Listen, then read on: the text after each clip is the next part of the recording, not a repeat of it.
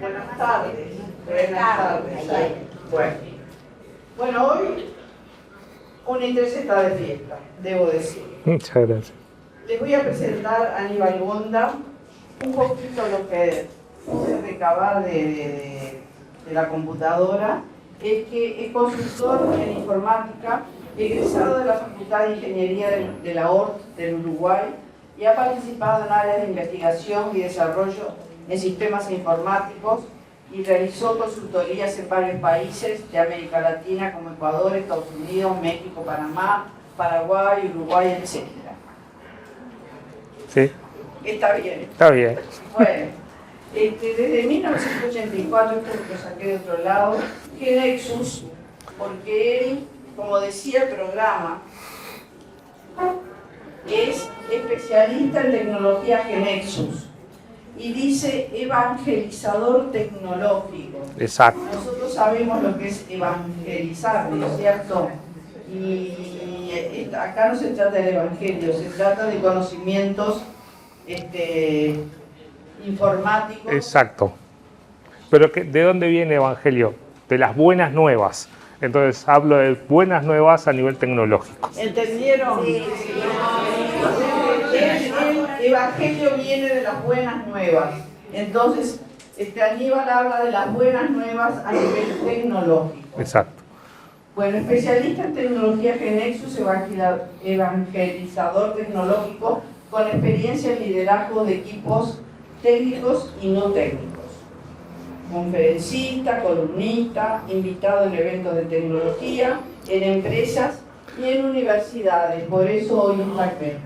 Yo, en nombre de todas las comisiones de UNI3, de la comisión directiva, de la comisión docente, de la comisión de investigación, de la comisión de viajes, de la biblioteca, de la comisión de paseos, de la comisión de ediciones de libros, porque todos hemos puesto nuestro granito de arena para que hoy Aníbal Gonda nos dedique una horita a nosotros dentro de su muy amplia actividad. Así que les pido un enorme aplauso. Muchas gracias también. Muchas gracias. ¿Sabes lo que somos? Somos sí. UNI3. Entra en... Sí, claro que sí. Sí sé bien lo que son. Bueno, gracias por la presentación, muy buena. A pesar de que no mandé mi CV, me rezongaron por eso, no mandé mi CV, pero bueno, fue un lindo resumen. Bien, hoy estamos acá por un tema que de alguna manera nos preocupa a todos. A mí como informático me llena de satisfacción darles una charla a ustedes, un público no informático, ¿no? Un público que también no es tan tecnológico, pero sí que se esté preocupando por estos temas que tenemos hoy. Fundamentalmente, inteligencia artificial. Más alto, hola, ¿así? ¿Así se escucha mejor? Bueno, ahora sí. Entonces voy a ver, para no generar falsas expectativas, de qué va a ser un poco esta charla, ¿no? Esta charla va a hablar, por un lado, de lo que no es inteligencia artificial y por el otro lado, de lo que es inteligencia artificial. ¿Ah? Si al final de esta charla pudimos responder esas dos preguntas, yo me voy a quedar realmente muy contento y satisfecho, ¿no? Pregunté bastante sobre el público, aunque ya estuve dando una charla la UNI3 en Las Piedras y más o menos conocía el público, pero a mí me interesa mucho conocer el público, el perfil del público, para poder dar una charla que realmente comprendan, que realmente entiendan, ¿no? Y ahí está un poco el tema de ese rol mío de evangelizador, ¿no? O sea, evangelizador tecnológico. Bueno, dentro de las empresas de tecnología hace ya muchos años que se utiliza ese nombre, ese cargo, ¿no? De evangelizador, porque de alguna manera lo que hacemos es un nexo desde el mundo tecnológico con el mundo que vivimos cotidiano. La tecnología viene avanzando a unos pasos realmente muy acelerados, cada día se acelera más. Nosotros que estamos en el mundo de la tecnología nos asombramos y nos sorprendemos, cuanto más la gente que no está, que no es su profesión, que no vive de esto, que no vibra con esto, me imagino cuál es la situación. Además de todo esto, se generan un montón de temores con estos últimos temas. Entonces, para arrancar con esto, a mí siempre me gusta hacer charlas, pero desde mi lado, desde la persona, ¿no? Entonces, voy a arrancar la charla con una historia personal, ¿no? Y esto se remonta a febrero del 2023. Febrero de 2023, estaba en el odontólogo, ¿no? Uno cuando va al odontólogo, ¿no? Ellos disfrutan mucho con su trabajo y nosotros sufrimos durante esos 40 minutos, una hora, mientras nos están trabajando, ¿no? Uno está totalmente vulnerable, ¿no? Porque está con ese taladro cerca, ese ruido que es de las peores cosas que existen, ¿no? Y con la boca abierta, y todavía el odontólogo, como es su trabajo, para él es cosa de su día a día, te habla y te habla y te habla y te habla y te habla. Lo cierto que la conversación que tuve, bueno, es una forma de decir, él tuvo conmigo, ese monólogo que tuvo el odontólogo en ese febrero 2023, era que él había descubierto ChatGPT y me contaba las bondades y los beneficios de ChatGPT. Yo no podía creer. ChatGPT, para que se hagan una idea, después voy a ir más al detalle, pero más que nada para que se hagan una idea. Viene de una investigación que se viene dando desde hace muchos años, ¿no? Y la empresa OpenAI, que es la creadora de esto, liberó un modelo que se llama GPT-3 a mediados del 2022. De ese junio, por ponerle una fecha, de 2022 a finales de noviembre de 2022, prácticamente no pasó nada. Prácticamente no pasó absolutamente nada. Simplemente fue una investigación de alguna manera con un perfil más académico, entonces algunos expertos estuvieron trabajando en eso, pero fue algo que no trascendió.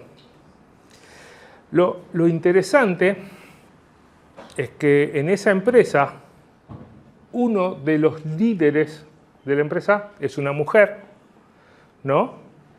Y decidió que sería bueno generarle una interfaz para que dialogara, pudiera interactuar con esa investigación. Entonces ahí se generó el ChatGPT. La persona es Mira Murati, es una, no sé si es estadounidense o italiana, porque habla muy bien los dos idiomas, no sé bien de dónde viene, pero bueno, Mira Murati es una mujer muy joven, muy emprendedora, y lo que hizo fue liberar el ChatGPT. Eso fue noviembre. Pero como yo les contaba, esa charla que tuvo el odontólogo conmigo fue en febrero, es decir, diciembre, enero, febrero. 2 meses, un tipo que no sabe absolutamente nada de tecnología, que no vive de la tecnología, me tuvo 1 hora hablándome de tecnología. Entonces, esas de las cosas sorprendentes que tiene esto que me trae a mí hoy acá a darles esta charla y hablar de inteligencia artificial. Si nosotros vemos, estas son distintas aplicaciones, ¿no? Y estas aplicaciones, esta gráfica lo que muestra es en cuánto tiempo, medido en meses, llegaron a tener los 100 millones de usuarios. Entonces el Google Translator tuvo 78 meses, ¿no? Por ahí Spotify, 55 meses. Instagram, muy rápido, 30 meses. TikTok, que lo usan todos los jóvenes, 9 meses. Y ChatGPT, que es una herramienta, o sea, simplemente es un chat. 2 meses.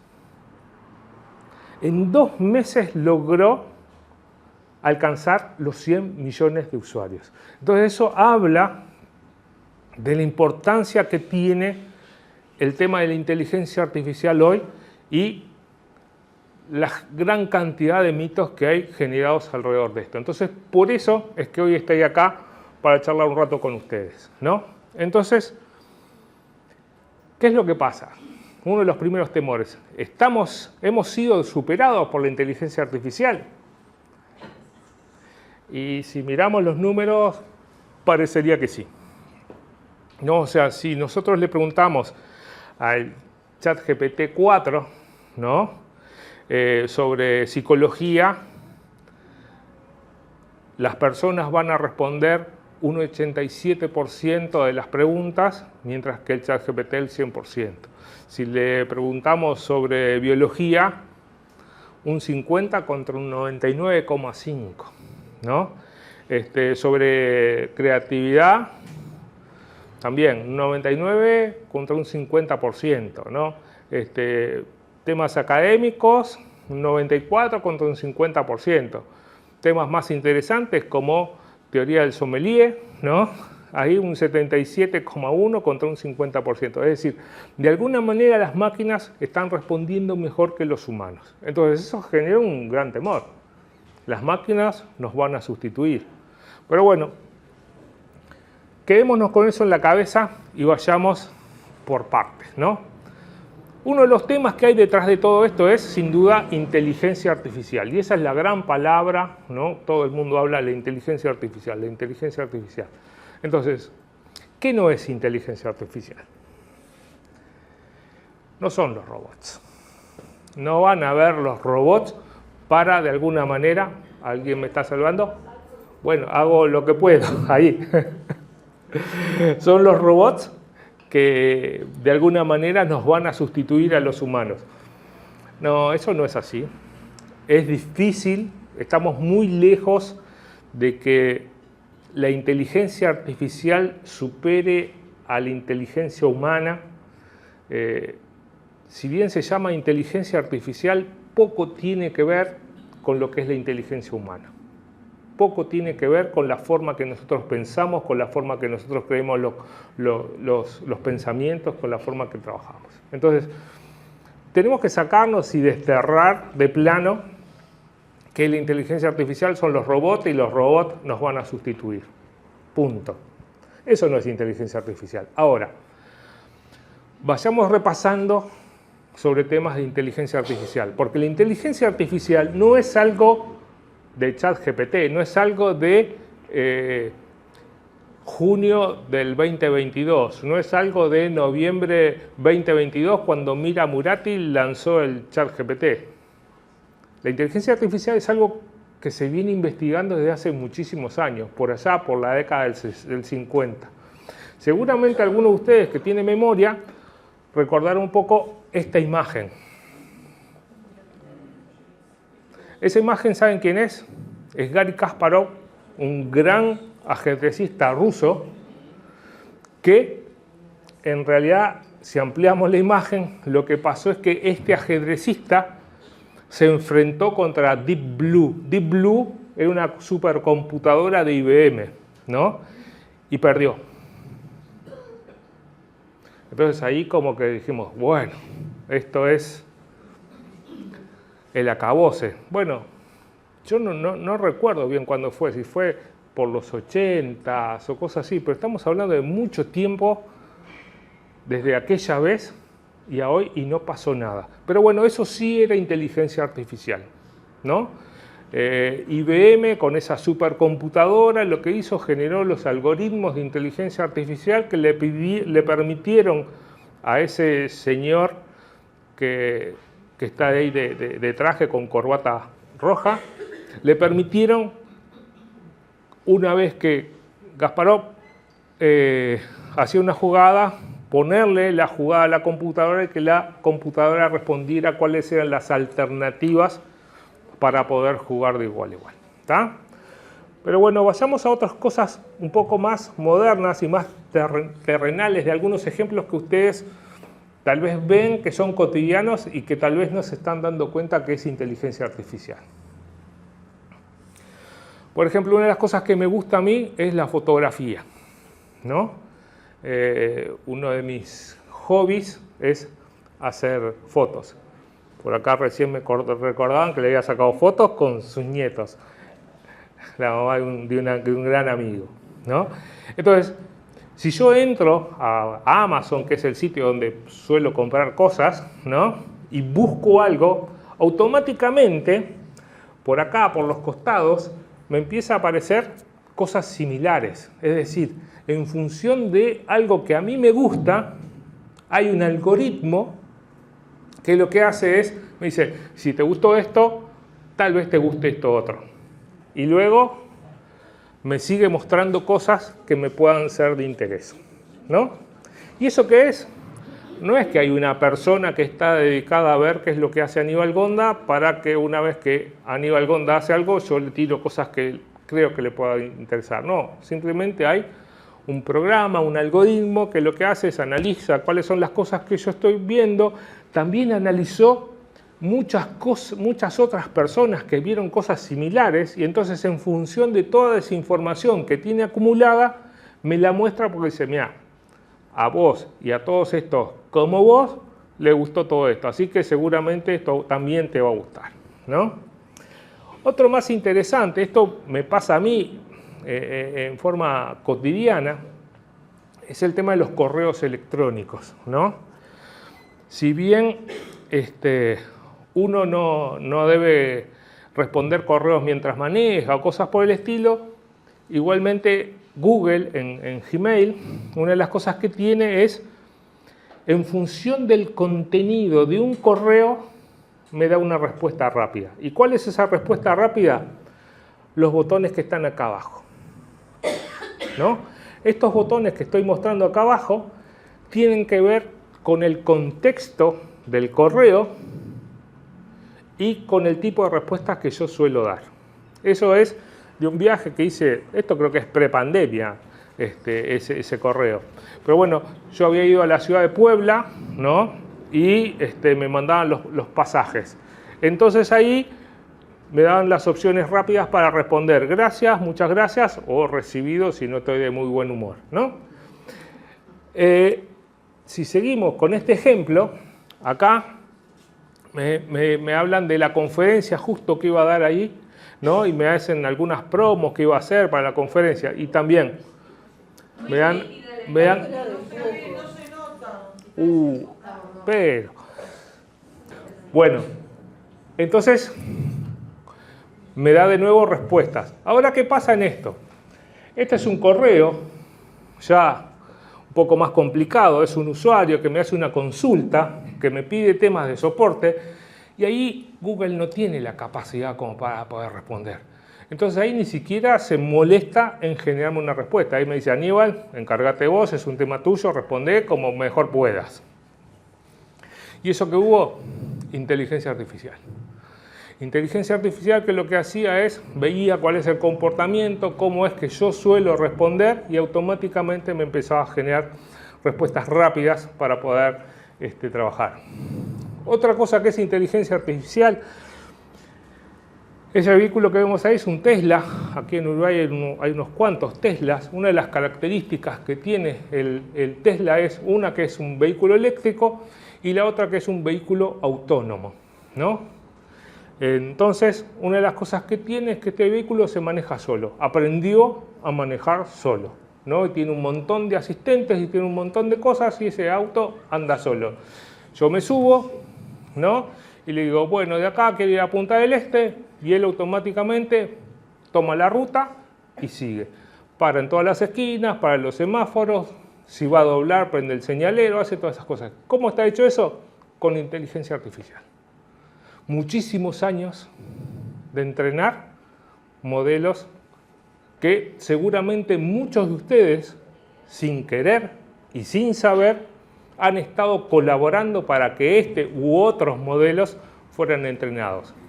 ¿Alguno participó alguna vez en un proyecto de inteligencia artificial entrenando modelos de inteligencia artificial? No, sí. Cuando a veces van a poner una password o entran en algún sitio y le dicen identifique cuáles son señales de tránsito o identifique cuál es el semáforo en verde. Eso es lo que están haciendo de alguna manera, están identificando imágenes que esas imágenes luego sirven para entrenar modelos de inteligencia artificial. Es decir, estuvieron trabajando gratis un montón de veces sin haberlo sabido. Otros modelos de inteligencia artificial son los asistentes, el Alexa, Cortana, Google, Siri, ¿no? O sea que uno habla, ¿no? Y responde. Eso es súper interesante. Bueno, entonces esos son también modelos de inteligencia artificial.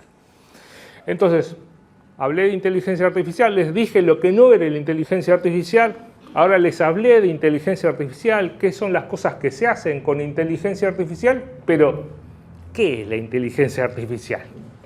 ¿No? Bueno, vayamos un poco a hacer un poquito de historia y a contarles un poco qué es la inteligencia artificial. La inteligencia artificial, como les comentaba, arranca por allá, por la década del 50, ¿no? O sea, cuando empezó a arrancar la computación electrónica, por llamarlo de alguna manera, también empezaron las investigaciones sobre inteligencia artificial. De las cosas que siempre quisieron ver es cómo se podían hacer cosas en forma automática sin la intervención del hombre. Lo cierto que en la inteligencia artificial tenemos de alguna manera dos o tres fases, dos o tres etapas, ¿no? La primera etapa fue lo que se llamó la inteligencia artificial simbólica y que se trabajó hasta cerca de los 80s, 90. ¿En qué se basa la inteligencia artificial simbólica? Bueno, se basa en que nosotros entrenamos de alguna manera los modelos con reglas, ¿no? Y el ejemplo más claro y más común que tenemos nosotros de una inteligencia artificial simbólica es la calculadora, ¿no? En que hay un símbolo que son los números, hay otro símbolo que son las operaciones, y la calculadora, sin que yo le tenga que decir absolutamente nada, sabe que si yo pongo 1 más 1, me tiene que dar 2, ¿verdad? Y eso, otra de las características que tiene es que está basado en reglas, ¿no? Solamente cambia el comportamiento cuando se actualizan las reglas o cuando hay nuevas reglas. Por tanto, siempre que yo le ponga 1 más 1, me va a responder 2. ¿Está? Entonces, hasta ahí es que hemos trabajado hasta los, como les digo, 80s, 90s. Esa es la inteligencia artificial donde se trabajaba, inteligencia artificial basada en reglas. ¿Qué es lo que pasa? Por una calculadora, el desarrollar un modelo de inteligencia artificial con las pocas operaciones que tenemos aritméticas que podemos usar en una calculadora es algo de alguna manera relativamente sencillo y relativamente acotado. Ahora, cuando los traemos a temas más cotidianos, es un poco más difícil poder generar tantas reglas y no es tan sencillo. Entonces ahí se empezaron a buscar otras formas, ¿no? Entonces se empezó a trabajar en lo que es el machine learning, el deep learning, todas esas cosas que son de alguna manera los antecesores de los que tenemos hoy, ¿no? Entonces, vayamos un poco a lo que es machine learning, que es una de las cosas que también van a estar escuchando por ahí cuando se habla de inteligencia artificial. Bueno, la machine learning son algoritmos, ¿no?, que están basados en redes neuronales, que nada tienen que ver con las neuronas biológicas, las neuronas que tenemos los seres vivos, sino que simplemente por el formato que tienen se les llaman redes neuronales, pero no tienen absolutamente nada que ver con las neuronas en realidad, ¿tá? Entonces ahí son algoritmos, ¿no?, que lo que hacen es reciben una información y dan un resultado en función de esa información, ¿no? Entonces muchos de esos, por ejemplo, como cuando les preguntaba si alguna vez habían trabajado en algún proyecto de inteligencia artificial, es lo que nosotros llamamos el supervised learning, ¿no? Es el aprendizaje supervisado, es decir, nosotros tenemos de alguna manera imágenes o patrones y de alguna manera los etiquetamos, ¿no? O sea, vemos que un cartel rojo octogonal, creo que es, con un par en el medio, es una señal de pare, punto. ¿no? Si vemos un cartel triangular con el corazón blanco y los bordes en rojo y dice ceda el paso, sabemos que eso es un ceda el paso. Pero ¿qué es lo que pasa? Cuando nosotros agarramos y en las imágenes le decimos ceda el paso, pare, de alguna manera lo que le estamos haciendo es enseñando al algoritmo qué significa esa imagen, ¿no? Entonces eso es lo que llamamos aprendizaje supervisado, ¿no? Cuando vemos, hay otra forma de Machine Learning que es el aprendizaje no supervisado, ¿no? Que es cuando tenemos muchísima información. Ya existe muchísima información naturalmente y en función de toda esa información que se tiene, se puede analizar internamente y buscar patrones comunes. Eso es lo que se ha trabajado fundamentalmente a nivel científico en el tema del ADN. Nosotros tuvimos hace poco el COVID, ¿no? Y las vacunas salieron gracias a las investigaciones que se hicieron con el ADN. ¿Cómo se hicieron? Se hicieron con algoritmos como este. ¿Alguno sabía que la vacuna de ustedes que tomaron para el COVID, que tanto miedo nos generó, venía de investigaciones informáticas que nada tienen que ver, basados en inteligencia artificial? Bueno, es un poco ese tipo de cosas que son de las que están pasando, ¿no? Y el aprendizaje reforzado es una mezcla de ambos casos, ¿tá? Entonces vayamos un poco a ejemplos, ¿no? El aprendizaje supervisado está basado en imágenes, ¿no? Y hay alguien que de alguna manera tiene que validar. Facebook constantemente, Google constantemente nos está pidiendo imágenes y nosotros de alguna manera le vamos diciendo que sí, que no, y automáticamente estamos entrenando modelos de inteligencia artificial. El que le decía el aprendizaje no supervisado, el tema del ADN y así muchos otros. Y el aprendizaje reforzado también tiene que ver con un juego, y eso ya estamos hablando por allá, por el año 2010, cosas así, un juego bastante más complejo que el ajedrez, que es el AlphaGo, ¿no? Una máquina logró ganar, ¿no? Entonces, en todo eso es que estamos hablando de inteligencia artificial, ¿no? Algoritmos, puramente algoritmos, que tienen comportamientos diferentes, pero son algoritmos, basados fundamentalmente en matemáticas. ¿Qué otros usos podemos dar con esto que les hablaba ahora de Machine Learning? ¿Qué otros usos? ¿Para qué nos sirve todo esto? O sea, a ver, yo no soy científico, el tema del ADN de poco me sirve, poco me aporta, ¿no? O las imágenes de Facebook tampoco me aportan valor, pero ¿para qué nos puede servir en la vida cotidiana o en la vida comercial o empresarial de la gente? Bueno, por ejemplo, detección de anomalías, ¿no? Muchas veces hay problemas y esos problemas antes se supervisaban en forma manual, había personas que supervisaban un montón de cosas. Bueno, hoy lo pueden supervisar máquinas, ¿no? Las máquinas están leyendo, son mucho más rápidas, son mucho más eficientes y de alguna manera detectan anomalías. Otras cosas que he visto en los últimos tiempos, por ejemplo, nosotros que somos un país netamente agrícola, ¿no?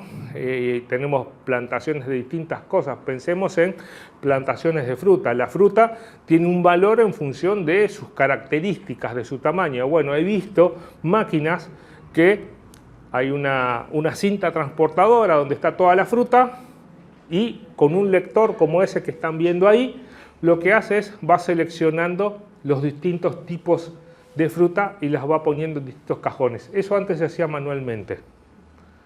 Esto hoy lo hace una máquina. Entonces ustedes me dirán, Aníbal, de alguna manera esto lo que está haciendo es quitando manos de trabajo, manos de obra. De alguna manera sí, de alguna manera no.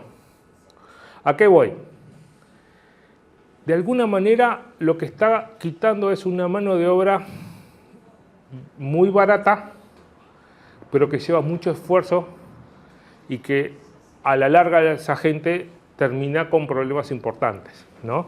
Entonces lo que permite es que una persona hoy, en vez de estar mirando un montón de fruta y separándola, hoy pueda estar manejando una máquina y controlando que la máquina haga lo que él tendría que hacer, ¿no? Entonces de alguna manera va mejorando la calidad del trabajo, de alguna forma. Esto es súper importante, ¿no? O sea, identificación de repuestos. Eso pasa constantemente, ¿no? Muchas veces pasa que uno tiene una rotura en algo del auto y no sabe ni cómo se llama, le saca una foto, lo lleva y se acabó. Bueno, esto además de llevarlo, podríamos identificar y decir, esta es tal pieza con el código, con lo que corresponde de un auto o de lo que sea. Dentro de estas charlas que yo doy, he tenido la suerte de recorrer el interior y he tenido la suerte de ir a la UTEC, ¿no? La UTEC es una maravilla, ¿no? Y en particular en Rivera y en Fraiventos, una de las carreras que tienen son ingenierías en domótica. Y bueno, y esos generan piezas por ejemplo, para UPM. UPM tiene unas máquinas que son muy grandes, que tienen un mantenimiento realmente muy importante, pero muchas veces, se rompe una pieza y el traer la pieza original requiere que la máquina esté parada y mucho tiempo para recuperarla y ponerla a andar. En cambio, los chicos de UTEC, a partir de esas máquinas, ellos generan imágenes 3D, dan una pieza alternativa y mientras viene el repuesto, esa máquina sigue funcionando. Un poco, como les decía, mantenimiento predictivo. Nosotros estamos muy acostumbrados a trabajar en forma reactiva, o sea, cuando algo se rompe lo arreglamos. Bueno, cuando hay grandes plantas como esta que les comentaba de UPM o lo que tenemos ahora con las Fiat nuevas y así un montón de fábricas, es importante tener un mantenimiento predictivo, podernos adelantar a unas roturas. Bueno, y eso mucho mejor que el ojo humano es la vista de una máquina, porque es mucho más precisa y sabe mucho mejor que nosotros lo que tiene. Y además nosotros, de alguna manera, somos subjetivos, en cambio la máquina es blanco-negro, no tiene sentimientos detrás de eso. Y por ahí algunas otras cosas que como usuarios nos molestan, nos enojamos, de repente vamos a la mutualista, ¿no? Y nos atiende una máquina y no sabemos al final si es una máquina, si es una persona. Nosotros lo que queremos finalmente es que nos atienda una persona, bueno, pero la inteligencia artificial hace eso, nos ayuda a veces a... en el aeropuerto nos ha pasado. Sí, claro, pasa en todos lados. Las máquinas... No, estoy bien. Entonces, ¿cómo funcionan las redes neuronales? Estas son las redes neuronales que les comentaba. ¿Por qué le llaman redes neuronales? No tengo idea. A alguien se le ocurrió decir, bueno, esto parece una neurona, ¿no? ¿Por qué? Porque es un nodo y de ese nodo tenemos un montón de conexiones contra otro nodo. Y ahí dijeron, bueno, vamos a llamarlo redes neuronales, como estamos hablando de inteligencia artificial, esto está todo dentro del mismo paraguas. En realidad, nada más lejos que con la biología, ¿no? Pero bueno, así se llaman, se siguen llamando y es así. Entonces lo que tenemos es, donde están los puntos amarillos, es de alguna manera el valor de entrada, el algoritmo que recibe el valor de entrada. Después donde están todos esos puntos verdes son algoritmos que van analizando y van dando pequeñas respuestas hasta que al final hay un punto rojo, que ese punto rojo es quien nos da la respuesta final. Pero vamos con un ejemplo un poquito más claro. Si nosotros tomamos como entrada todas esas imágenes que muestro ahí, que se ve un perro, un gato, un pajarito, un perro, una paloma, otro gato, un pajarito blanco y un gato, y después, esas son las imágenes de entrada.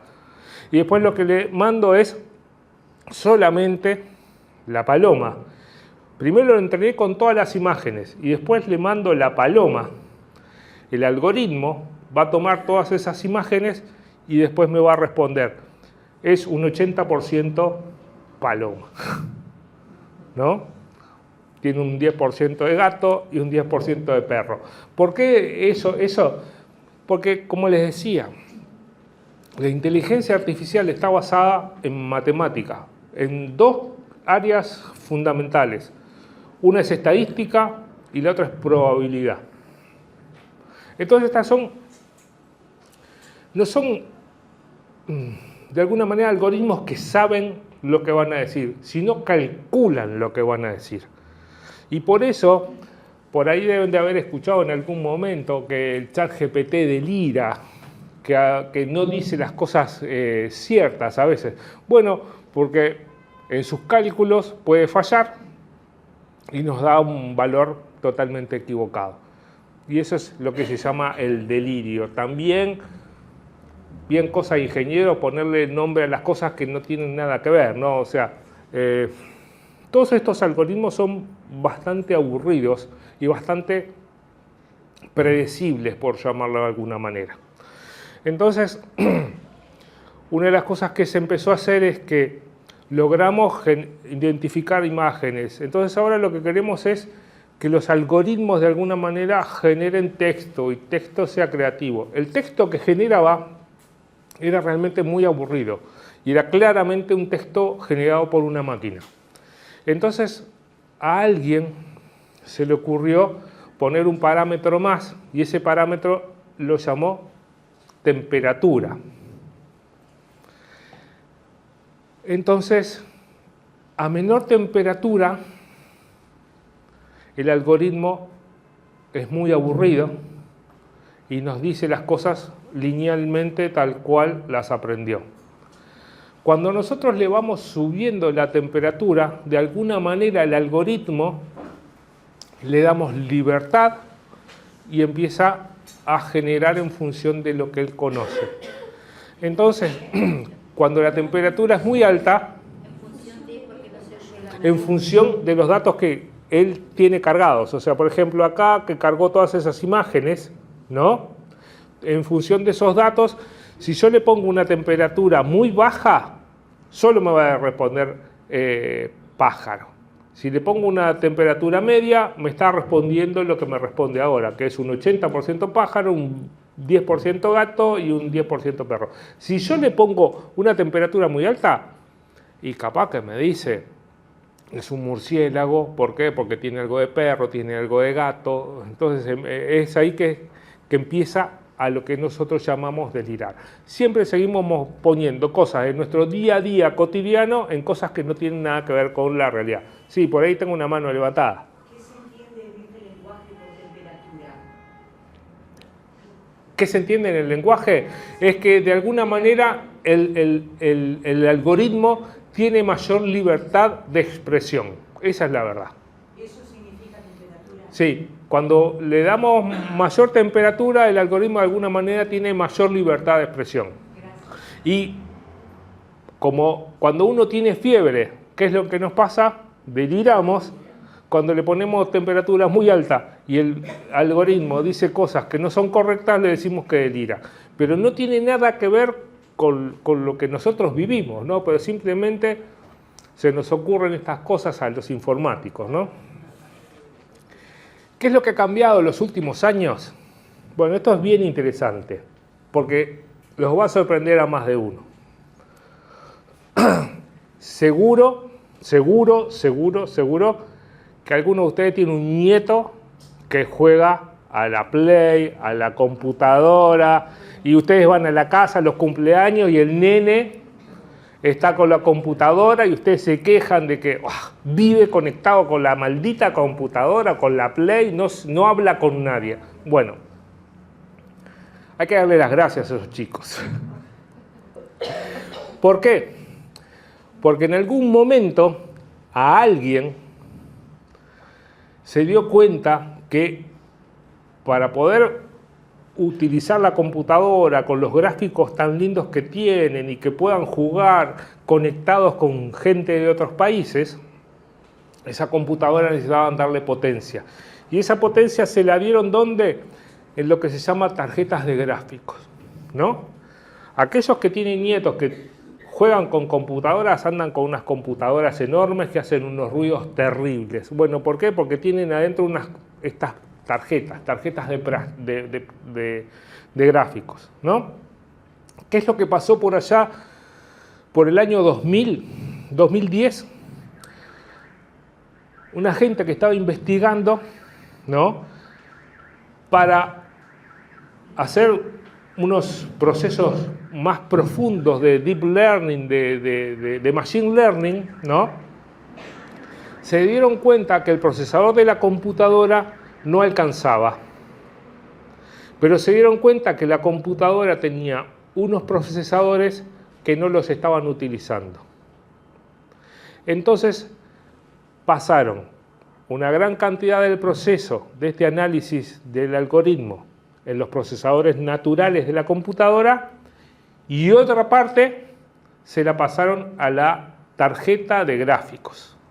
Es chino para ustedes, no importa que no lo entiendan. Yo sé que es complicado, pero lo que veo es que a alguien se le ocurrió es que había unos procesadores que estaban incluidos en la máquina y que no se estaban utilizando, entonces alguien dijo, bueno, este algoritmo que en darnos una respuesta nos demora 48 horas, vamos a separarlo y pasar algunas partes al procesador y otras partes al procesador gráfico de pantalla, porque el procesador gráfico de pantalla, como no estoy jugando, no lo estoy usando. ¿Y qué pasó? Pasó que la velocidad se vino al piso. De 48 horas pasaron a 6 horas y así fueron bajando.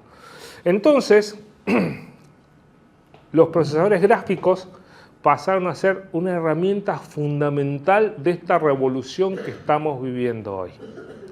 Seguramente han escuchado hablar o han visto en las noticias, hay un asiático que es el dueño de Nvidia. Nvidia es la empresa que se dedica a hacer procesadores gráficos, ¿no? Y hoy es una de las empresas más importantes del mundo, mejor valuadas del mundo. ¿Por qué? Porque todo el mundo hoy necesita procesadores gráficos para hacer grandes procesamientos de inteligencia artificial. Entonces, basado en esto, ¿no? Encontraron que ya el machine learning, el deep learning, todas esas cosas eran muchísimo más eficientes y podían hacer cosas un poquito más complejas, ¿no? Y entonces fue así que empezaron a trabajar en lo que es la inteligencia artificial generativa, que es lo que conocemos hoy bajo el nombre comercial de ChatGPT, ¿no? ¿Y qué es la inteligencia artificial generativa?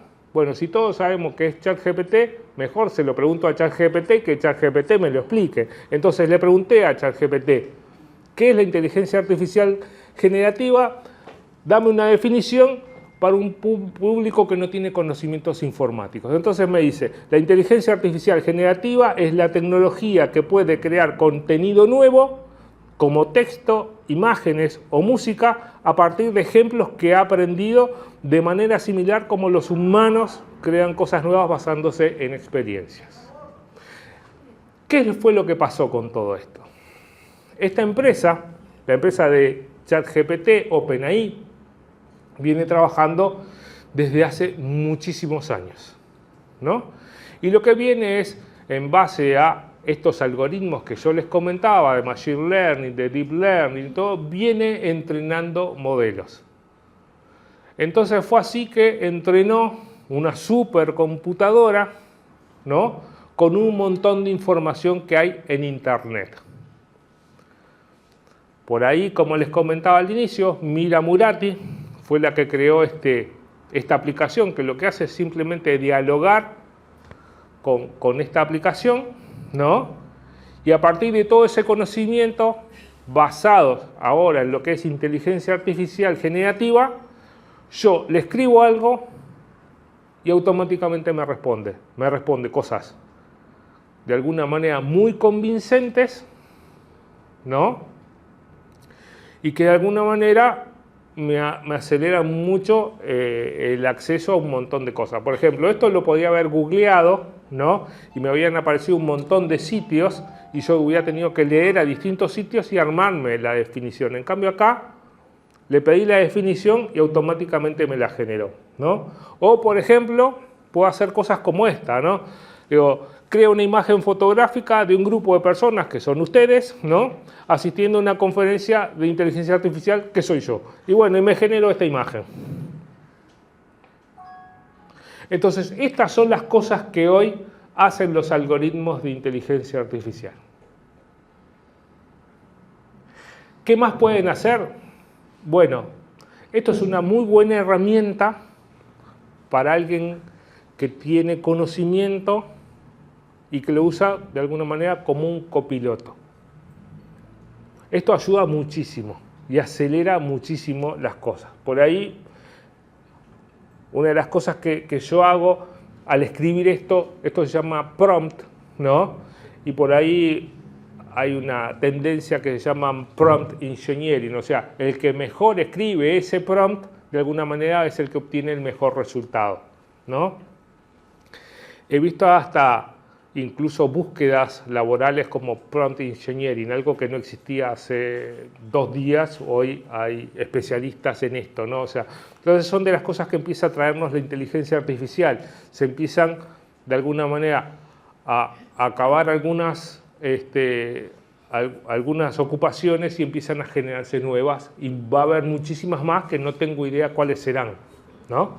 Entonces el tema de prompt engineering es súper importante porque necesitas tener una descripción muy clara y concisa para que te dé una respuesta interesante.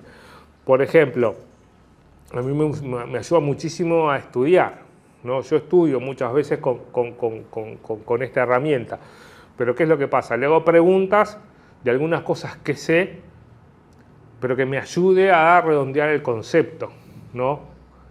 Difícilmente le podría hacer, por ejemplo, preguntas de medicina, donde no sé absolutamente nada, donde me va a responder de una forma convincente, pero yo no tengo la capacidad de poder evaluar la respuesta. Cuando yo le hago preguntas sobre programación, sobre matemáticas, sobre fotografía, temas de mi dominio, se transforma en una herramienta realmente muy potente. Una pregunta. Sí. El prompt sería la forma de hacer la pregunta. El prompt es eso, es la forma de hacer la pregunta. Claro, si estás en el tema y sos claro, el chat te interpreta mejor. Exacto. Si no estás en el tema y la haces media ambigua, me va a dar una respuesta ambigua, me va a dar cosas que no lo sé. Exacto. Entonces, cuanto más concreta es la pregunta, para él tiene muchos más elementos en qué evaluar cómo va a responder. Entonces, la respuesta cada vez es mucho más precisa. Entonces, es realmente una gran herramienta. O sea, por ejemplo, yo... una de mi día a día es responder un montón de correos de gente, ¿no? Y muchas veces no me da la cabeza para responder. Entonces agarro y simplemente pongo la idea de lo que voy a responder, digo, haceme una respuesta, este es el perfil de la persona a quien va dirigida, respondémelo en forma formal, en forma informal, y de ahí me genera varias opciones y ahí voy tomando, y ahí listo. Copio y pego y respondo, y ahí es fantástico.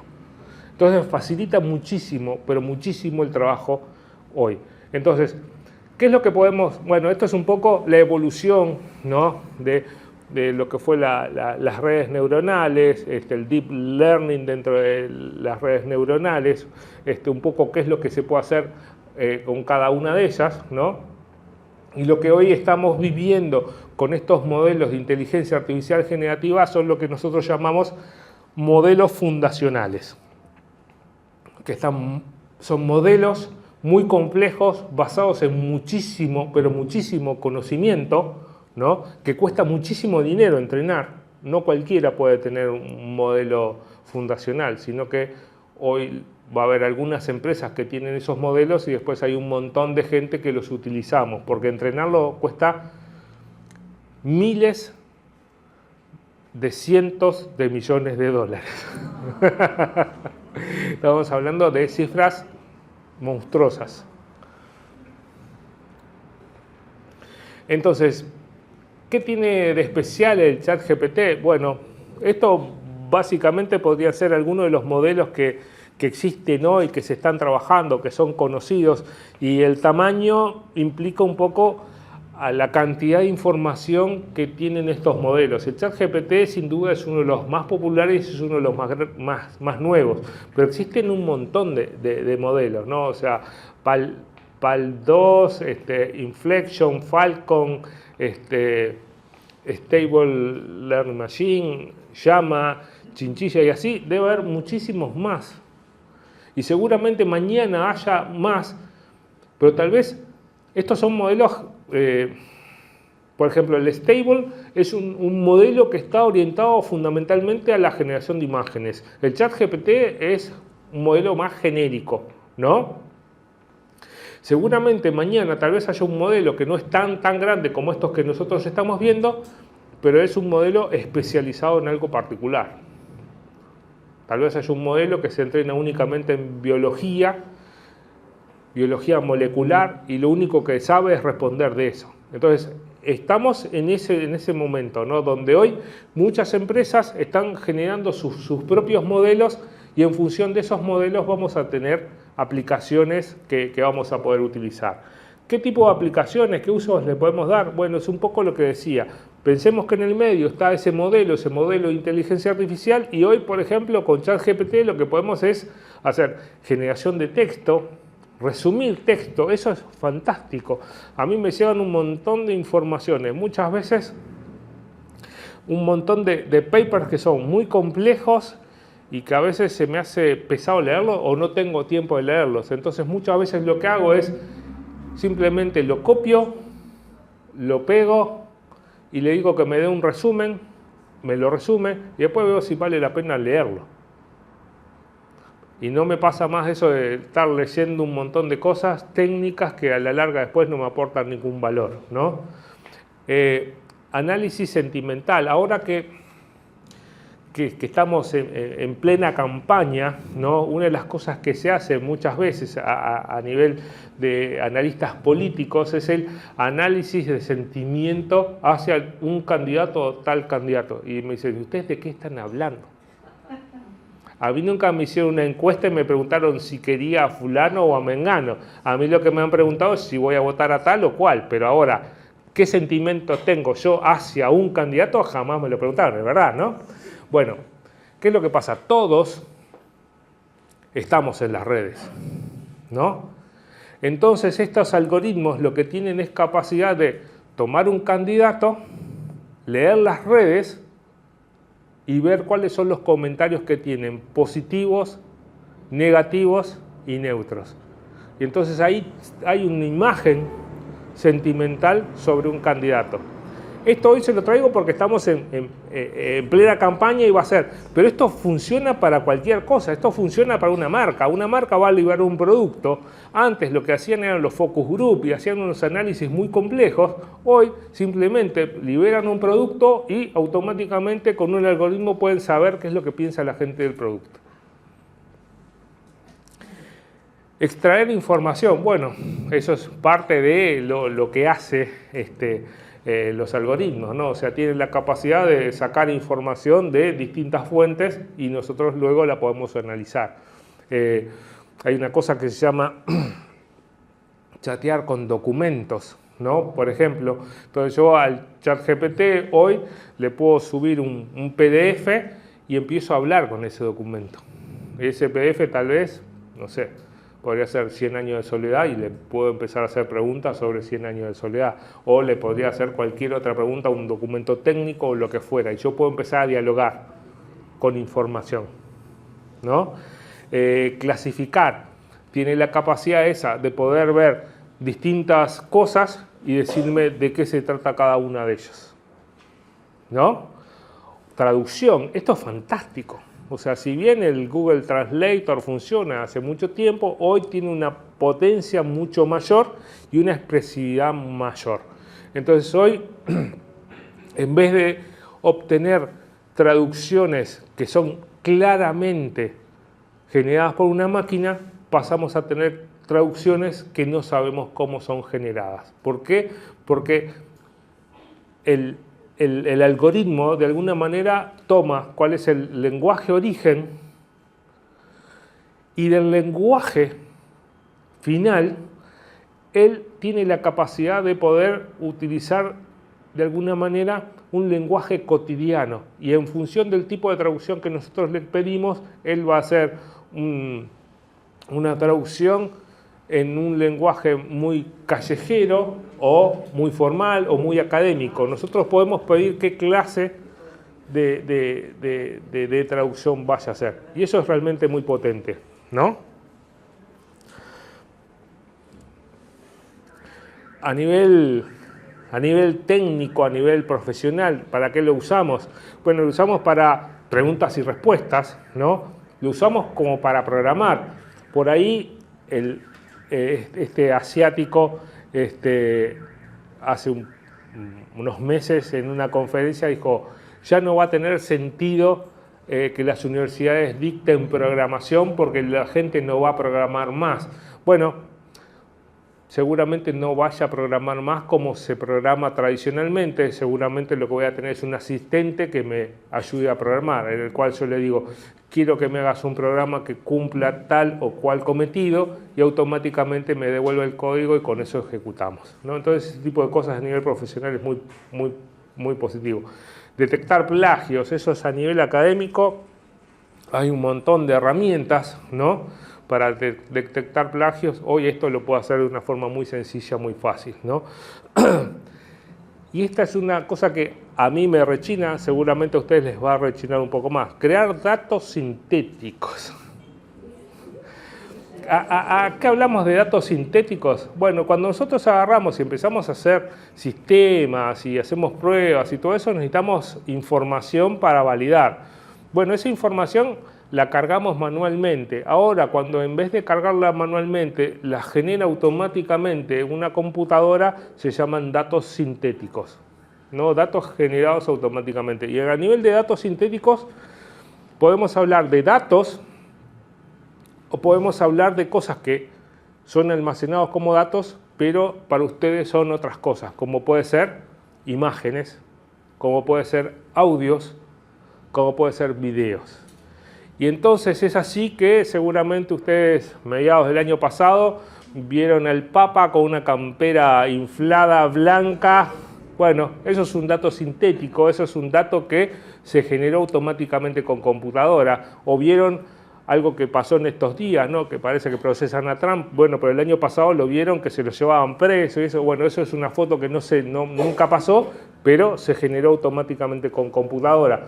O cosas un poco más peligrosas, y es que con muy poco tiempo de tomar una imagen y de tomar un audio, se puede generar un audio y una imagen totalmente fake, totalmente digital, falsa, exacto, bien, gracias. Entonces, eso son de las cosas de alguna manera buenas y son de las cosas de alguna manera malas. Si está bien utilizado, se pueden hacer cosas muy interesantes. Si está mal utilizado, se pueden hacer cosas muy malas y muy peligrosas. Por ejemplo, hay una serie de películas de acción que se llaman Rápido y Furioso, ¿no? Rápido y Furioso, uno de los actores principales falleció en un accidente de tránsito en la mitad de la filmación de la película. Y eso, él terminó la película siendo que su hermano lo sustituyó y a su hermano físicamente lo sustituyeron con computadora, con una imagen sintética de él, en voz y en imagen. Y eso ahora en estos días creo que se está por estrenar El Planeta de los Simios. Yo me acuerdo cuando era chico y veía El Planeta de los Simios en la televisión y eran unas máscaras de goma, claramente de goma. Bueno, hoy son unos simios que se manejan. Bueno, esos son imágenes generadas con computadora en base a inteligencia artificial. Si bien hay un actor que hace toda la modulación, automáticamente una computadora genera eso. Entonces, creo que para cosas buenas puede llegar a ser muy interesante. El problema es que no solamente cosas buenas se hacen y hay que tener muchísimo cuidado. Hay que tener muchísimo cuidado hoy cuando recibimos un mensaje de la voz de alguien conocido que tal vez no es cierto. Entonces esos son un poco los riesgos que empezamos a tener con estos datos sintéticos. Otra de las cosas que hace es explicar. Yo hoy les mostré un ejemplo que le pedí al ChatGPT que me explique qué es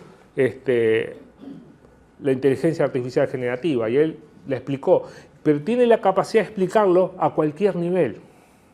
Esa es la parte más interesante, porque le dije, explícamelo a un nivel de gente que no tiene conocimientos informáticos, pero se lo podía haber pedido, explícamelo para un doctor en informática y me lo va a explicar a ese nivel.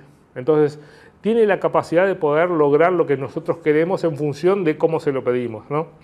Y la generación de los chatbots, bueno, es esos algoritmos conversacionales que nos permiten dialogar con una aplicación y no sabemos si del otro lado realmente hay una persona o realmente hay una máquina. Entonces nosotros dialogamos, nos da respuestas, a veces nos enojamos y finalmente nos estamos enojando contra un algoritmo y no hay una persona física detrás de todo eso. Algo bien interesante detrás de todo esto, más allá de las cosas que se puedan generar y las que no se puedan generar, es que estos son programas. Y son programas que no tienen sentimiento. Entonces, cuando yo hago una pregunta y me responde algo, lo que me responde es lo que él, luego de hacer algunos análisis, entiende que es correcto, pero no está, de alguna manera, pensando que puede generar algo o algo a nivel sentimental en la respuesta. Él no tiene sentimientos, simplemente responde lo que entiende y se acabó. No es un diálogo con una persona. Si bien para nosotros es cada vez más natural y cada vez más potente y nosotros hablamos como si fuera una persona, en realidad es una máquina y las máquinas se equivocan. ¿Sí? Entonces, ahora ya redondeando un poco, lo que quisiera saber es si pudimos responder las preguntas iniciales. ¿Sabemos lo que no es inteligencia artificial? Creo que sí, que quedó claro. ¿Y tenemos una idea de lo que se trata de inteligencia artificial? Sí. Entonces, ¿qué pasa en el futuro? No tengo una respuesta para el futuro. Esa es la realidad. El futuro es incierto. El futuro, sin duda, vamos a seguir teniendo avances tecnológicos, ¿no? Lo que sí es seguro en el futuro, que vamos a tener muchísimas más herramientas de ayuda de las que tenemos hoy, ¿no? Todos los que estamos acá tenemos la suerte, ¿no?, de que podemos oír, podemos ver, ¿no? Pensemos en gente que tiene alguna discapacidad, cómo toda esta inteligencia artificial lo impacta. Lo impacta de una forma increíble. Hoy hay aplicaciones en museos donde le describen a un usuario que no puede ver dónde está parado. Eso antes se podía hacer, pero había que grabar videos, había que hacer un montón de cosas. Hoy esto es en tiempo real y automáticamente se hace. Lo mismo pasa con personas con dificultad de audición. Y así hay un montón de cosas que la tecnología hoy está con capacidades de podernos mejorar nuestra calidad de vida. Entonces, si bien de alguna manera puede asustar un poco todo lo que hay detrás de la inteligencia artificial, también tenemos que pensar en todos los beneficios que nos puede dar y disfrutar lo que nos está dando y no tener tanto temor de lo que nos puede llegar a quitar, porque en realidad hoy nos puede dar muchísimas cosas y creo que lo mejor es disfrutarla, aprovecharla y trabajar con ella. Hasta ahí es mi charla. Muchas gracias.